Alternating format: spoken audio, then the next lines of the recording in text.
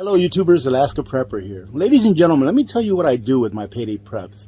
Throughout the week or throughout the days, if I think of something or I see something on a video that I'm like, you know what, that's a great idea to have that, and you should have it now. Even if you're not using it right now, to have it with your preps just in case it becomes unavailable, as long as you plan on using it, ladies and gentlemen, or as long as you plan on using it for barter should the time ever come where you need to barter things. So I want to show you a few things that I got, and I want to show you why I think it's so important that you get these things now. And I know a lot of you are going to find contention in what I have to say.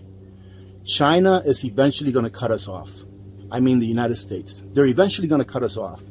And unfortunately, as I've stated several times before, a lot of the things that we purchase here, a lot of the consumer items, where are they made? They're made in China. They're made mostly outside of our borders. But almost everything that you see right here, made in China or Korea. Do you think that Korea is controlled by China? South Korea, I mean? I think they are. If there are things that are made in Taiwan, do you think that Taiwan will eventually be controlled by China? I think that they will be. So those things that we need now, that we can use in the future, when times get really rough, if they're not made here, you better get them. Because eventually what I see is that the dollar will lose a lot of strength. And it will be a lot more expensive for us to import those things that we are normally importing now at good prices to us. Not to everyone else in the world, but to us they're good prices because we still hold the reserve currency of the world. And I want to show you an example for those of you that are like, you shouldn't be buying from China. You should, ladies and gentlemen, some people cannot buy American. And I'm going to show you an example. Before I show you the example, let me go ahead and just mention this. I mentioned in the past, I've told people on videos, please send me a link to American-made goods, right? Where they're made here in America, where all of the pieces are made here in America. And there are very, very few companies in the U.S. where everything is made here in the United States, including the stitching for the material, etc. I was sent a couple of links. One of them that was an American company where everything was assembled here in America, but the parts, in this case it was clothing, it was brought in, it was actually imported in from other countries. Another one was a coat factory that everything is made here in America. They make it from 100% wool, outstanding quality. Are you going to go out there and spend $600, $800 on a wool jacket? I'm talking about a jacket. I'm not talking about a winter coat. So most people are living paycheck to paycheck, and most people are not going to pay that. So what I'm telling you is this, is put your pride to the side. We are in a place in our nation where we need to be thinking about how are we going to survive the next crises? Because you understand just as well as I do that governments flourish with crises. Crisis after crisis after crisis is what they want to impose on us in order to break our will so that we can do what they want us to do. Well, how can you protect yourself from that? Get the things that you need now. That way, if you ever find yourself missing something, especially food, right? Missing something in general that you need, you don't have to bend to someone else's will. And although the dollar is strong and things at the same time, which is kind of an oxymoron, things at the same time are going up in price for us here in the U.S. and in many other Western nations as well. These things are still available and you can still afford it. Even if you only get one thing at a time that you know you're going to need in the future, you can still afford it now. Get that second job, get that gig job that you can work on the side so that you can add to your preps. Let me show you just an example of one item that I picked up compared to another item that's made here in the United States. So I'm looking for another EDC knife, and I saw this at Sportsman's Warehouse, and it looks like a nice little knife, and it was like 29 bucks. And we're going to go ahead and open it here in a minute, but I just wanted to show you this knife is made in China. Yes, it's sold here in the United States by a company that's corporated here in the United States, but this is made in China and imported from China to the United States. Like I said, it looks like a decent little knife. It's titanium. We're going to go ahead and open it and check it out. But I want to show you an example of a really good knife that's made here in the United States with United States steel, with United States parts, United States labor. This here is a zero tolerance knife. I purchased this knife years and years ago. I think I probably had this about 7 to 8 years now. Very, very good knife, very strong knife. It takes a very sharp edge, great grip. I mean, this is the perfect foldable knife, in my opinion. Right? Like I said, it's a zero tolerance. When I purchased this knife, ladies and gentlemen, actually, I remember when I got this. I got this for Christmas, the first Christmas that we were living here in the Alaska Prepper homestead to be, I guess you can call it.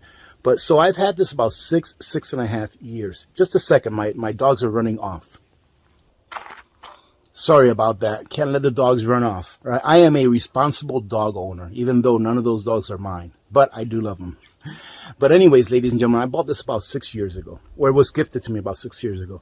Obviously, I know what the price is because I asked for it. This was $70, right? This was $70 6 years ago. Go try to buy a zero tolerance knife, something similar to this. I'm not sure if they make the same model today, but go try to buy this knife today. It'll be close to $200. So would you rather not have a knife because you can't afford one that is made in the United States? Or would you rather have a knife, although a cheaper knife, that's still a decent knife? That's my question to you. Let's go ahead and open this up real quick before I show you the rest of the payday prep so you can see what it looks like. I think it looks like a pretty decent knife. The guy that opened the case up for me, because these are now kept under lock and key, ladies and gentlemen. These are now kept under lock and key, where before you just used to go take it off the shelf and go pay for it. Now you have to ask somebody to unlock these. But anyways, let's open it up. Now here you go, ladies and gentlemen. Look at that. In my opinion, this is a very nice size. It's on the smaller side, but in my opinion, it's very nice size for EDC. It comes with a clip here that you can clip it on your jeans or your pants. It's got a very nice little blade. Very, very sharp. Right? Very sharp indeed. It's just your garden variety foldable knife that's just a little bit better than your $5 ones that you find. Or can you even find them for $5 anymore? I remember you can buy cheap foldable knives for like $5. But is this the same quality as that zero tolerance? No, it's not. But can you still do a lot of the same things that you can do with the zero tolerance? You know, most people, when they have expensive knives and things like that, they don't use it for combat and things like that. You know, they use it to pretty much open boxes, cut cordage, you know, things like that. But can you actually use this to defend yourself should you have to, if that's the only thing that you could afford? I would say so. I mean, look at this. This actually fits the hand very well. I think it would fit my wife's hand even better than mine. So I better not let her take a look at this thing. But that's my point, ladies and gentlemen. Get what you can get now. If you can't afford the $200 knife, get something that you can afford. Get the best that you can afford. Because eventually, it's just not going to be available. So while I was at Sportsman's, I went to pick up my normal 4 or 5 butane canisters. You know, the Jetboil ones, and they were all out. And I saw that they had some of these. And I do have a stove that takes these. So I went ahead and grabbed 5 of these. But you wouldn't believe it, ladies and gentlemen. Why in the world is it that we import canisters or cans of butane? Why can't we do that here in the United States? Like I said, we don't do anything here in the United States anymore.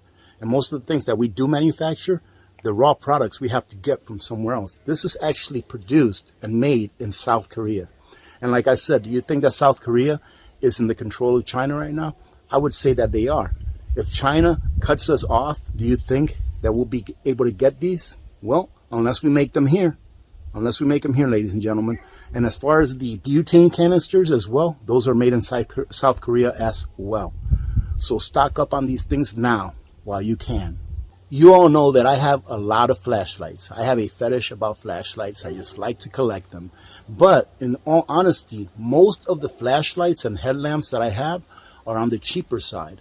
Why? Because I think that whenever you're going to enter an environment where it might break, you know, like an environment like if you're under the house or something like that, and you might bang it up against the joist or something like that, and it might break. Okay, so it breaks, you go grab the other one. Usually when I buy them, they're like in packs of 3 or something like that. No problem.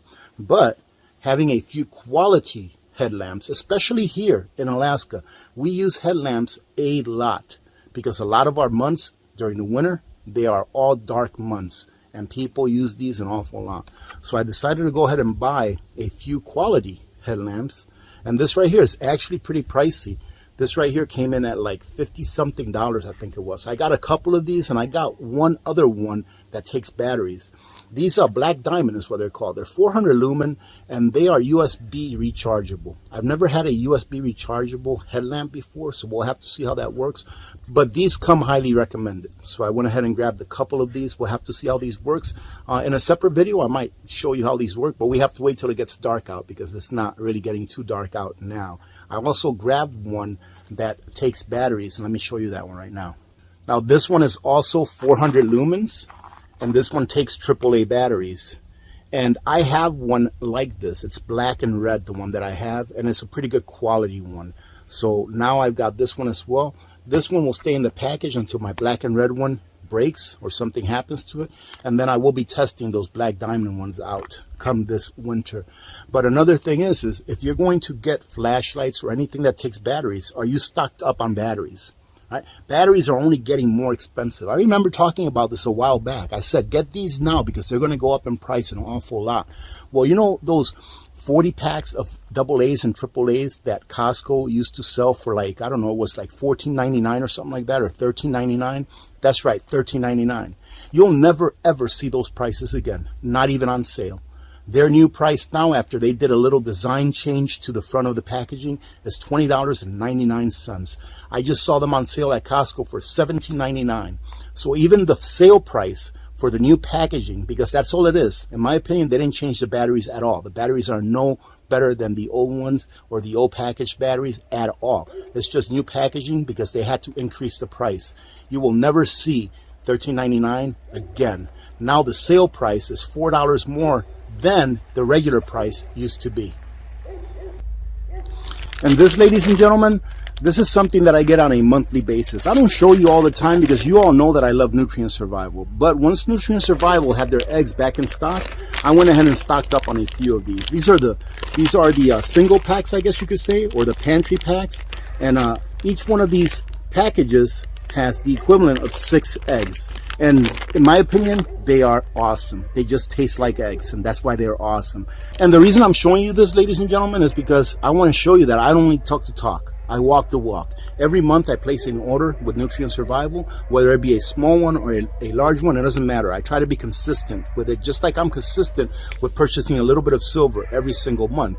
Why? Because slow and steady does win the race. And these are perfect. Like I said, one envelope, one package is 6 eggs. Perfect for me, Mrs. Alaska Prepper, and Little Miss Alaska Prepper. And they're full of vitamins, minerals, all that kind of stuff that your body needs. And I hope that you don't hear all those dogs in the background, but if you don't hear them, there's a whole bunch of dogs barking in the background. The last thing is this. You see this right here? This is a huge tarp. So what I'm going to do is for those of you that have seen my big tent, my big green tent, which in Alaska, they're a dime a dozen.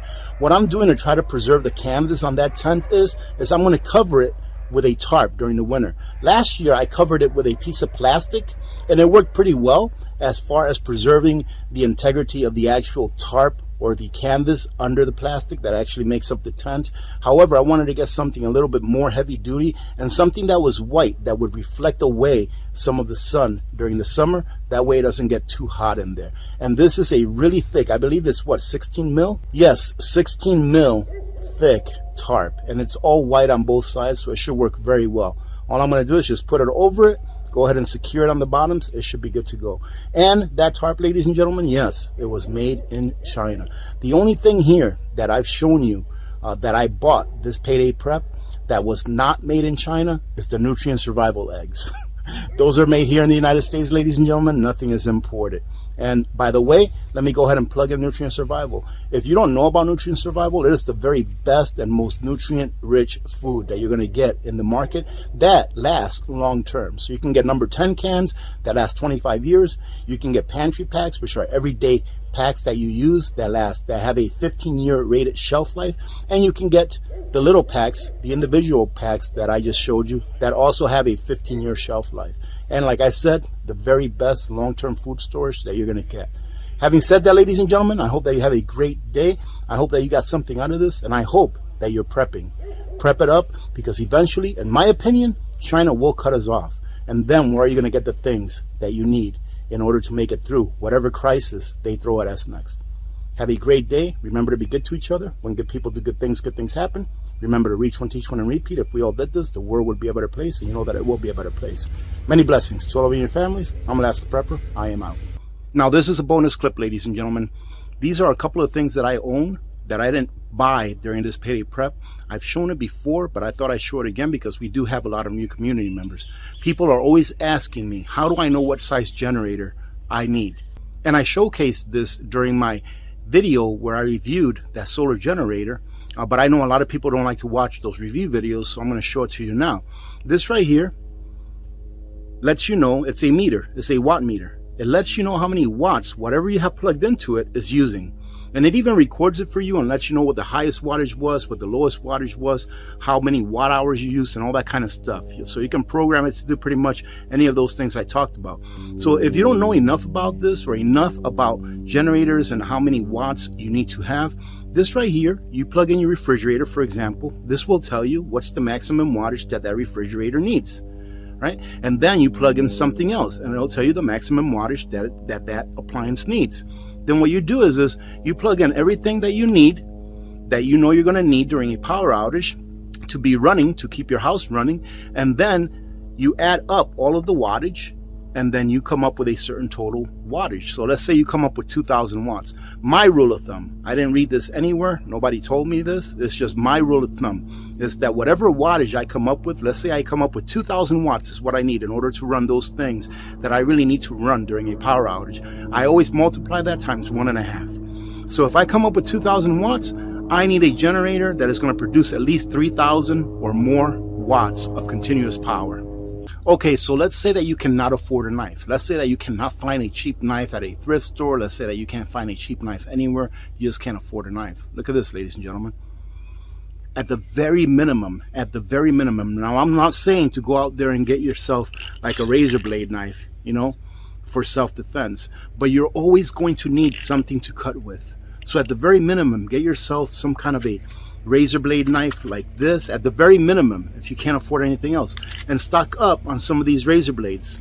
I've been using this thing for years. You can see that it's kind of beat up. You know, the razor blade is a little bit rusty, but it still cuts. It still does what I need it to do. So this right here is something that I would say get more than one of, and get as many razor blades as you possibly can get. I have this one and this one alone in this fashion, but I have several other regular razor blade knives with a whole bunch of razor blades put away, because imagine how valuable something like this will be, not only to you, but for barter, for someone else that really needs it and didn't think about putting it away. And right now, it's not that expensive to get.